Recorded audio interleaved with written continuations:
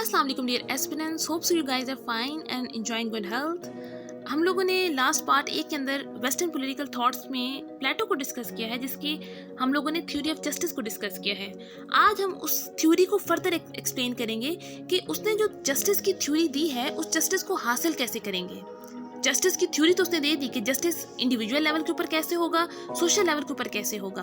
अगर आप ट्रेड के अकॉर्डिंग फंक्शंस परफॉर्म करेंगे तो ये जस्टिस है। एक रूलर जो है उसकी रीजनिंग अच्छी होनी चाहिए, जो जिसके अंदर करेज ज़्यादा है उसको वॉरियर बनना चाहिए। लेकिन ये जस्टिस हम अचीव कैसे करेंगे, अब इसका भी आंसर प्लेटो ने दिया है, जो उसकी नेक्स्ट थ्योरीज जो हैं या जो उसकी नेक्स्ट स्कीम्स हैं उसके अंदर एक्सप्लेन किया गया है। लास्ट स्लाइड हम लोगों ने यहीं पे एंड किया था, अब हम इसी को आगे से कंटिन्यू करेंगे। अब हम देखते हैं Plato scheme of education in the Republic. Basically जो इसकी थ्योरी ऑफ जस्टिस है, एजुकेशन है, कम्युनिज्म है, ये इसकी बेसिकली बुक द रिपब्लिक के अंदर जो है वो मेंशन किया गया है। अब प्लेटो क्या कहता था? प्लेटो कहता था कि आप ये जो थ्योरी ऑफ जस्टिस है, जो जस्टिस उसने बताया है, उसको हासिल 2 तरीकों से कर सकते हैं। 2 वेज हैं जिनके थ्रू आप जस्टिस हासिल कर सकते हैं। एक होता है पॉजिटिव वे, एक होता है नेगेटिव वे। पॉजिटिव वे क्या है? उसकी स्कीम ऑफ एजुकेशन को फॉलो करें, जिसके थ्रू आप जस्टिस हासिल कर लेंगे। सेकेंड वे है कम्युनिज्म के थ्रू, जो कि एक नेगेटिव वे है। अब हम इसको डिस्कस करेंगे कि आपको पता चल जाएगा कि कैसे वो पॉजिटिव एजुकेशन पॉजिटिव है और कम्युनिज्म को मैंने नेगेटिव कहा है। So let's start. अच्छा, सबसे पहले वो कहता था कि उसके अकॉर्डिंग एजुकेशन जो है उसको उसने स्टेप्स के अंदर डिवाइड कर दिया था। इनिशियली वो कहता था कि लोगों को म्यूजिक और जिम्नास्टिक्स दें, उसके अंदर लेकर आएं, उनकी फिजिकल स्ट्रेंथ बिल्डअप करें, देन आप उसकी इंटेलेक्चुअल्स के ऊपर जाएं, देन उसको हायर स्टडीज़ के ऊपर कन्वर्ट करें, और फिर आप ड्यूरिंग दिस होल प्रोसीजर आप उनके एलिमिनेशन टेस्ट करते जाएं। जो उसको क्लियर करेगा आप उसको हायर स्टडीज़ के लिए भेज दें। जो उसको नहीं क्लियर करता आप उसको या तो वॉरियर क्लास में डाल दें या आप उसको प्रोड्यूसर क्लास में डाल दें। लेकिन जो प्लेटो था ना, उसका ये मानना था कि ये जो सारा सिस्टम है ना, जो स्कीम ऑफ एजुकेशन है, हर बच्चे की स्टेट कंट्रोल होनी चाहिए। यानी स्टेट जो है वो खुद कंट्रोल करेगी बच्चे को शुरू से लेकर एंड तक क्या तालीम मिलनी चाहिए, कैसे मिलनी चाहिए, और एलिमिनेशन टेस्ट के अंदर कौन क्लियर करता है, कौन आगे हायर एजुकेशन की तरफ जाएगा, ये सब कुछ स्टेट कंट्रोल करेगी। Control and regulated by state. जबकि वो जो प्राइवेट एजुकेशन सिस्टम है ना, उसको डिसलाइक करता था कि प्राइवेट एजुकेशन कुछ नहीं होती, प्राइवेट होनी भी नहीं चाहिए, जो भी हो वो स्टेट या गवर्नमेंट के थ्रू हो, मतलब गवर्नमेंट उसको खुद करे। Then education enlighten the people to perform their allotted duties. अब एजुकेशनल स्कीम को अगर आप फॉलो करेंगे, इसके थ्रू आप अपने जस्टिस को हासिल कर सकते हैं, अपनी ड्यूटीज जो आपको अलॉट की गई हैं उनको परफॉर्म कर सकते हैं। अब कंपलसरी है मेन एंड वुमेन बोथ, दोनों के लिए। अब हम डिस्कस करते हैं कि बेसिकली उसकी थ्योरी ऑफ एजुकेशन या स्कीम ऑफ एजुकेशन था क्या। उसने एजुकेशन को 2 फेजेस के अंदर डिफाइन किया। फर्स्ट फेज थी एलिमेंट्री एजुकेशन, सेकेंड फेज थी हायर एजुकेशन। तो हमारे पास जो फर्स्ट एलिमेंट्री एजुकेशन है उसके अंदर भी उसने फर्दर डिवीजन की है। जैसे 1 से लेके 6 इयर्स ऑफ एज, इस टाइम पे बच्चा जो है वो रिलीजियस या मॉरल ट्रुथ सीखेगा। वो सीखेगा अखलाकियात, कि कैसे उसने अपनी लाइफ गुजारनी है, कैसे दूसरों के साथ पेश आना है, कौन सी चीज़ सही है, कौन सी चीज़ गलत है। ठीक है, तो पहले 6 साल के अंदर आप बच्चे को रिलीजियस ट्रेनिंग दें, मॉरल ट्रुथ बताएं। ठीक है, देन 7 to 18 ईयर्स के अंदर आप बेसिक साइंसेस को ऐड कर सकते हैं, म्यूजिक ऐड कर सकते हैं, ताकि आप थोड़ा सा माइंड रिलैक्स हो, स्पिरिचुअली आप उसको ट्रेन करते हैं। इसके अलावा आप आफ्टर 18 ईयर्स, 18 से लेके 20 ईयर्स के दरमियान में, यानी 2 साल के लिए आप उसको मिलिट्री ट्रेनिंग करवाते हैं। अब आप अगर नोटिस करें तो पहले जो 6 to 18 ईयर्स के दरमियान में उन्होंने स्पिरिचुअली ट्रेन किया, उसको थोड़ा सा मेंटली स्ट्रॉन्ग करने की कोशिश की गई। देन 18 से 20 साल के दरमियान, यानी 2 साल का जो ड्यूरेशन था, उसके अंदर मिलिट्री ट्रेनिंग करवाई गई। अब 20 साल की जब उम्र आपने आ गई है बच्चे की, तो उस टाइम पे उसका एक एलिमिनेशन टेस्ट परफॉर्म किया जाएगा। जो बच्चा उसके अंदर फेल हो जाता है उसको प्रोड्यूसर या वॉरियर क्लास में डाल देते हैं। जो उसके अंदर पास हो जाता है, उसको क्लियर कर लेता है, उसको हम हायर एजुकेशन के लिए भेज देते हैं। लेकिन उसको भी अभी फिलोसफर किंग नहीं बना, अभी क्या हुआ है, एलिमिनेशन टेस्ट के थ्रू क्वालिफाई किया है बच्चे आगे हायर एजुकेशन के लिए। अब हम देखते हैं हायर एजुकेशन में क्या हुआ है। हायर एजुकेशन के अंदर 20 to 35 ईयर्स, अब 20 से 35 साल के ड्यूरेशन में हायर एजुकेशन हासिल की जाएगी।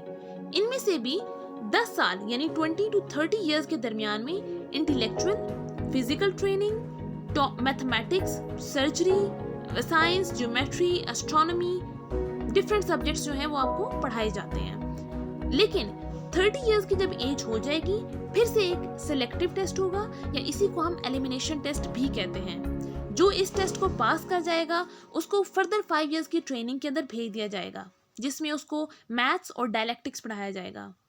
लेकिन जो फेल हो जाएंगे उनको फिर से वॉरियर क्लास या प्रोड्यूसर क्लास में डाल दिया जाएगा।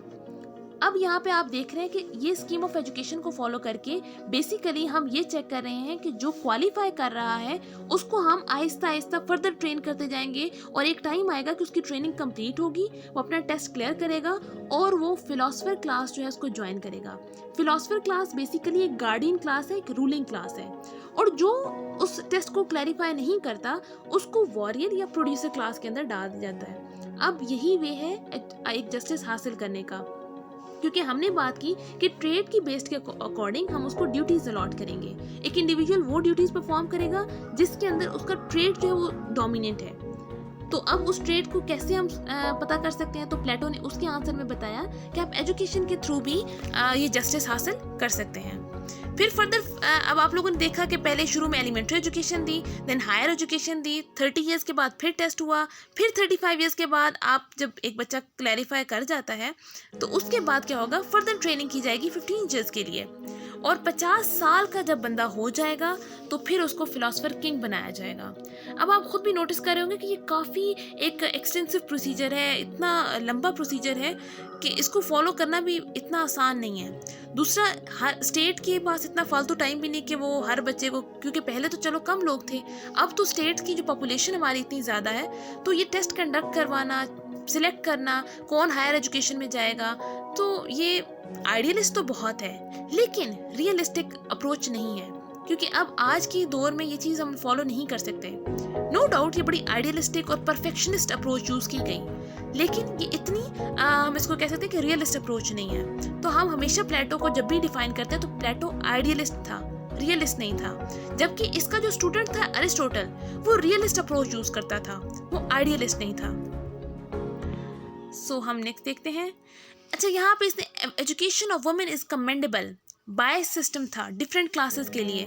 अब आप देखिए, एक फिलोसफर किंग को बना रहे हैं हम लोग 50 इयर्स के अंदर, 50 इयर्स ऑफ ट्रेनिंग के बाद एक फिलोसफर किंग बन रहा है। उसके बीच में जो लोग फेल हो रहे हैं, जो लोग उसको एग्जाम को क्लियर नहीं कर रहे हैं, उनका वॉरियर क्लास में डाल रहे हैं। हो सकता है वो वॉरियर क्लास वाला फर्दर हायर एजुकेशन हासिल करना चाहता हो, लेकिन हमने उसको एलिमिनेशन टेस्ट के थ्रू निकाल दिया है तो वो निकल जाएगा। तो इससे क्या हो रहा है, एक डिफरेंट क्लासेस के लिए बड़ा बायस सिस्टम है। यहाँ पे हम फिलोसफर की जो ट्रेनिंग है उसके ऊपर एक्स्ट्रा वर्कआउट कर रहे हैं, जबकि जो बाकी क्लासेस हैं हम उनको इग्नोर कर रहे हैं क्योंकि उनको एजुकेशन की ज़रूरत नहीं है अकॉर्डिंग टू दिस अप्रोच। इसके अलावा अगर हम देखें तो एक इंडिविजुअल की जो पर्सनैलिटी है वो डेवलपमेंट जो है वो कॉम्प्रोमाइज़ हो रही है स्टेट की वजह से, यानी स्टेट इतना ज़्यादा कंट्रोल कर रही है। And it is against democracy. Democracy नहीं है। डेमोक्रेसी का मतलब क्या है, लोग अपनी विल के थ्रू अपना काम करते हैं, अपनी चॉइस के अकॉर्डिंग, लेकिन यहाँ पे ऐसा नहीं है। सेकेंड, ये बड़ा टाइम कंज्यूमिंग प्रोसेस है, तो इसके ऊपर भी मल्टीपल क्रिटिसिज्म आप कर सकते हैं। देन हमारे पास आता है नेगेटिव वे। ये तो पॉजिटिव वे था कि एजुकेशन के थ्रू आप जस्टिस हासिल कर लें। सेकंड जो वे है वो नेगेटिव वे है, that is Plato's theory of communism. अब प्लेटो का जो कम्युनिज्म है इज समथिंग एल्स।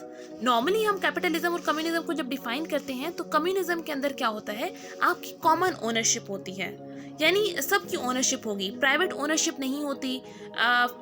जो मार्केट्स होती हैं वो स्टेट उनको रेगुलेट कर रही होती है। तो कम्युनिज्म बेसिकली ये है। लेकिन अगर हम बात करें प्लेटो की, तो प्लेटो का कम्युनिज्म जो है उसने एक बड़ा न्यू सोशल सिस्टम जो था उसको अपनी स्टेट के अंदर इंट्रोड्यूस करवाया था। वो कहता था कि जो फिलोसफर किंग है ना, जो रूलर क्लास है, उनको चाहिए कि उनकी कॉमन प्रॉपर्टी हो, कॉमन ओनरशिप हो, उनको प्राइवेट ओनरशिप नहीं देनी चाहिए। सेकेंडली, उनकी कॉमन वाइफ्स होनी चाहिए, कॉमन चिल्ड्रन होने चाहिए, और इनको शादियां नहीं करनी चाहिए, which is against human instinct. ये तो नेचर के अगेंस्ट है। अगर आप खुद भी देखें तो ये क्या पॉसिबल है। बेसिकली प्लेटो का ये मानना था कि अगर किसी की फैमिली होती है तो वो करप्शन के चांसेस बढ़ जाते हैं। वो उनके लिए फर्दर कलेक्ट करना शुरू करते हैं कि मेरी फैमिली के पास ये भी हो। अगर आप खुद भी रियल लाइफ एग्जांपल्स में देखें तो अगर हमारी फैमिली होगी तो पेरेंट्स क्या चाहते हैं कि बच्चों को अच्छी से अच्छी चीज़ दी जाए, उनके लिए चीज़ें इकट्ठी करते रहते हैं। तो अगर हम फिलोसफर किंग की बच्चे ही ना हो, उनकी अपनी को फैमिली ना हो, तो आप वो करप्ट नहीं होगा, वो करप्शन कर ही नहीं सकेगा। तो उसका ये मानना था। Private property and family were the sources of corruption in society which is banned for guardian class to own it। अब यहाँ पे क्या किया कि प्राइवेट प्रॉपर्टी और फैमिली, ये दोनों चीज़ें करप्शन की वजह है। तो करप्शन नहीं होगी अगर ये चीज़ें नहीं होंगी तो उसने प्राइवेट प्रॉपर्टी और फैमिली इन दोनों चीज़ों को गार्डियन क्लास के लिए बैन कर दिया। जो नॉर्मली मार्क्स कम्युनिज्म है ना, कार्ल मार्क्स का कम्युनिज्म, वो कहता है कि कॉमन ओनरशिप होनी चाहिए प्रॉपर्टी के अंदर, और वो हर क्लास के लिए है, चाहे आपकी रूलिंग क्लास है, चाहे आपकी मिडिल क्लास है, चाहे आपकी लोअर क्लास है। लेकिन जो प्लेटो का कम्युनिज्म है वो सिर्फ और सिर्फ गार्डियन क्लास के लिए था। अब इसने separated economic power from political power, तो इसने इकोनॉमिक पावर को पॉलिटिकल पावर से सेपरेट कर दिया। इसने कम्युनिज्म को सिर्फ और सिर्फ अपर क्लास के लिए इंट्रोड्यूस करवाया। Only guardians live together in common barracks, like soldiers, served common food, breeding to be regulated, common children, common wives, common children होने चाहिए, common wives होनी चाहिए, ताकि करप्शन के चांसेस ना हो सकें। अच्छा, फिर इसके अलावा एक और ये बात भी कहता था कि अगर बच्चे होते हैं तो वो बच्चे पैदा होते ही फिलोसफर को चाहिए कि वो अपने बच्चे स्टेट को दे दे, और स्टेट खुद उसको ब्रॉटअप एंड देन उस बच्चे की जो ब्रॉटअप है वो स्टेट की जिम्मेदारी होगी। तो अगर हम इसको देखें तो it ignores the lower class, ये लोअर क्लास को इग्नोर कर रहा है, मिडिल क्लास को इग्नोर कर रहा है। वॉरियर क्लास जो है या प्रोड्यूसर क्लास है, उनको इजाज़त है कि वो प्राइवेट प्रॉपर्टी ओन कर सकते हैं, अपनी फैमिली रख सकते हैं। लेकिन फिलोसफर को इन्होंने हद से ज़्यादा वो कर दिया है। और मुझे ये बताएं कि अगर किसी की फैमिली नहीं है तो वो साइकोलॉजिकली भी थोड़ा सा डिप्रेस हो जाएगा, और ये नेचर की भी अगेंस्ट है, against human psychology. Family abolition is unnatural, ये नेचुरल नहीं है। Guardian will lose interest in state affairs and fail to establish relation between economic class and political class. तो बेसिकली यही होता है कि आपका एक रिलेशन बिल्डअप नहीं हो पाता, जो आपकी कोऑर्डिनेशन चाहिए होती है वो बिल्डअप नहीं हो पाती। तो अगर आप देखिए इसकी तीनों, थ्योरी ऑफ जस्टिस को, स्कीम ऑफ एजुकेशन और इसकी फिलोसफी ऑफ कम्युनिज्म को, तो बड़ी कंट्राडिक्टरी हैं। नो डाउट आइडियलिस्ट हैं, ऐसा हो तो परफेक्शनिस्ट अप्रोच उसने यूज़ की है। एक परफेक्शन जो हम चाहते हैं सोसाइटी के अंदर वो आ जाती है, बैलेंस चाहिए उसको, लेकिन ये एक रियलिस्ट अप्रोच नहीं है। अब आप इसके ऊपर फर्दर भी क्रिटिक कर सकते हैं। अगर आपको लगता है कि इसके ऊपर क्रिटिक और हो सकता है, आप कमेंट सेक्शन के अंदर हमें मेंशन करें। आप फर्दर न्यू पॉइंट्स जो हैं उनको ऐड करके हमारे कमेंट सेक्शन के अंदर हमें बताएं, हम आपको उसका आंसर भी देंगे। अगर कोई क्वेश्चन है आप उसको पूछ सकते हैं। अगर आपको वीडियो अच्छी लगी हो उसको लाइक करें, कमेंट करें और चैनल को सब्सक्राइब करना ना भूलें। अगले आने वाली वीडियोस अगर आपको चाहिए तो बेल आइकन को ज़रूर प्रेस करें। Okay, thank you.